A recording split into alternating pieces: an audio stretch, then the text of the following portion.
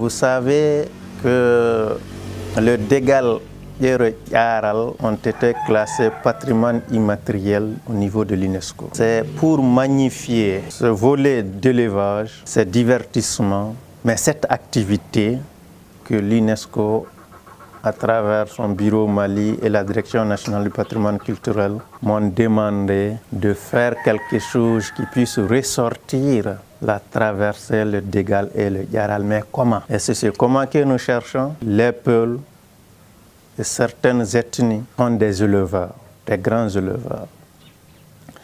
Donc l'histoire, depuis longtemps, les Peuls ont récompensé ou ont magnifié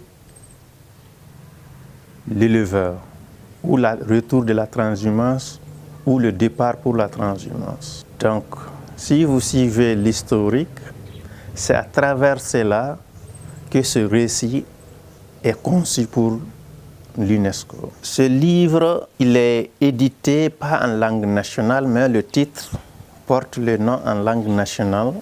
Et en bas, le Peul et la vache. C'est une façon de faire en sorte que le public cible puisse comprendre le texte qui est retracé. C'est la raison pour laquelle on a opté de le faire en français. Au départ, l'original, c'était en fulfulde.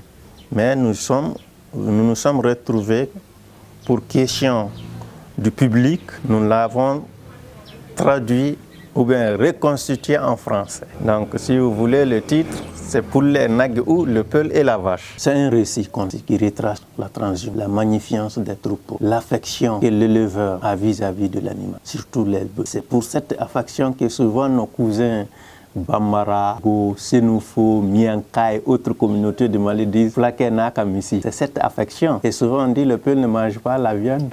Pourquoi? C'est parce que tout ce que vous élevez et qu'il y a une grande affection qui vous lie, il est difficile de l'abattre, de le tuer et de le manger. Ce n'est que l'affection. D'abord, au temps de Hamadi Manna, où d'abord il y avait une grande calamité, il y avait de l'abondance. Et tout cela est annoncé par une vieille qu'on appelle Nagara et par cette génisse, cette vache femelle qu'on appelle Mbo.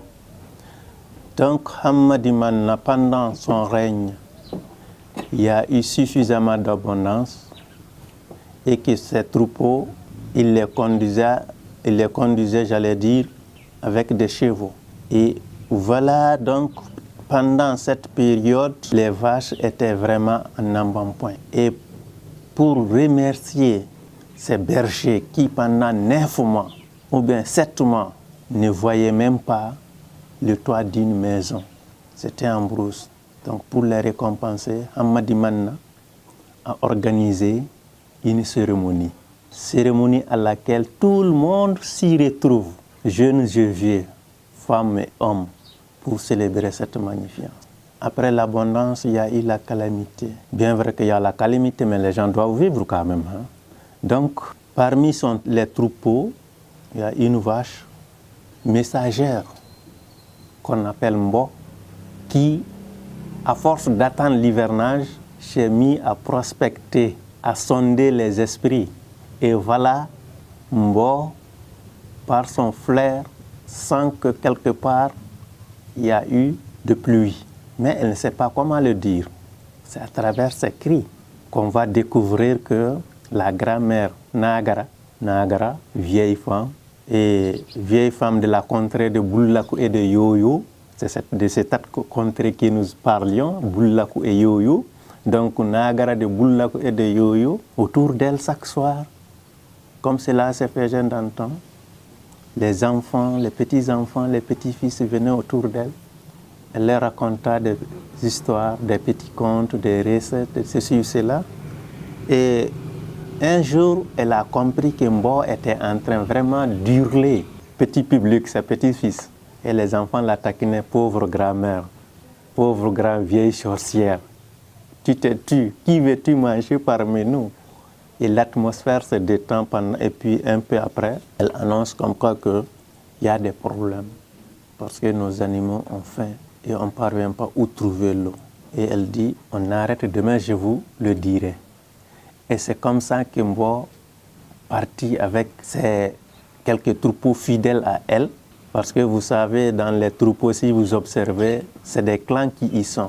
Il suffit que la vieille vache se détache et toute sa génération la suit directement. Et c'est comme ça que Mbo s'est détaché du troupeau et toute sa génération, fils, petits-fils, aïeux, l'ont suivi. Et de loin, Mbo a aperçu de la verdure, elle s'est mise à brouter. Donc, vous savez, un berger, un éleveur, quand il y a un détachement de son troupeau qui déserte, il est obligé d'aller le chercher. Et c'est comme ça que, et c'est très important ce que je vais vous dire, c'est des observations, et le berger a observé les hérons garde-bœufs de couleur blanche qui étaient en train de survoler une zone. Et sachant que partout où vous verrez les hérons garde-bœufs de couleur blanche, c'est sûr que cette zone non loin, il y a de l'eau, il y a de la verdure. C'est comme ça le berger a suivi les traces de hérons garde-bœufs et qu'il est allé découvrir réellement que c'était de la verdure. Et voilà comment est-ce qu'il a pu transhumer, aller s'installer là. Ce message, il est très important si nous avons compris notre culture et si nous avons compris l'esprit du livre. C'est quoi? C'est un rappel historique. En son temps, il y a eu des calamités, il y a eu des cohabitations, mais qui, à travers les activités de chaque communauté, a créé des conflits. Et donc, il y a des passages qui nous proposent la bonne cohabitation entre l'agriculteur, l'éleveur et le pêcheur. Cela a existé au temps de la Dina de Sékou Amadou sur le code pastoral, qui est bien défini. Donc, ce n'est que de l'histoire et des répétitions. Donc, le livre magnifie ça. Donc, ça nous dit, attention, quelles qu'en soient les calamités, quels qu'en soient les conflits qui nous opposent, trouvons une solution. Et la solution, c'est dans les actes. Donc, et dans la responsabilité et de responsabiliser tout un chacun. C'est quoi? L'éleveur est responsabilisé parce que son troupeau, il doit aller le paître, mais il y a des zones où il ne doit pas traverser pendant l'hivernage. Et le cultivateur, il est dit, attention, bien vrai qu'il faut travailler la terre, mais il y a des zones qui sont réservées aussi à l'éleveur. Et le pêcheur, maître des eaux. Donc, il y a des moments où les animaux doivent traverser le fleuve, mais quelque part, il y a du riz, il y a des ceci, cela, et il est gardien de cela. Donc, ils organisent aussi, tous ensemble organisent ces activités. Donc, en un mot, le message est un message de paix, de bonne cohabitation, de partage, d'entente, mais un message visionnaire aussi, qui nous dit, attention, n'abandonnons jamais notre culture.